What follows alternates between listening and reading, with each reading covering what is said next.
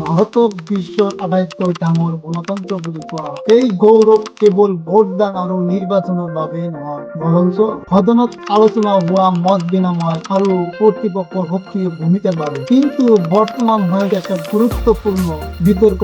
লোকসভার আসনের সংখ্যা 543 পৰা 500 অধিক বনোৱাৰ চেষ্টা। এইটো কেৱল সংখ্যাৰ পৰিৱৰ্তন না গণতন্ত্ৰৰ মূল কাঠামোৰ প্ৰভাৱ পেলোৱা এটা ডাঙৰ পদক্ষেপ। এইটো বুজাটো অতি প্ৰয়োজন। বৰ্তমানে রিনিমিশন মানে কি? রিনিমিশন হৈছে জনসংখ্যাৰ ওপৰত ভিত্তি কৰি নিৰ্বাচনী এলেকা আৰু আসনৰ পুনৰ্গঠন। ভাৰতত ইয়াৰ আগতে কেইবাবাৰো এই প্ৰক্ৰিয়া সম্পূৰ্ণ হৈছে, কিন্তু 2002 চনত সিদ্ধান্ত লোৱা হৈছিল যে 2026 চনলৈকে আসনৰ সংখ্যা স্থিৰ ৰখা হয়। এতিয়া 2026 চন বছৰ চাপি অহাৰ বিষয়টোৰ কোনো আলোচনাৰ কেন্দ্ৰবিন্দু হৈছে।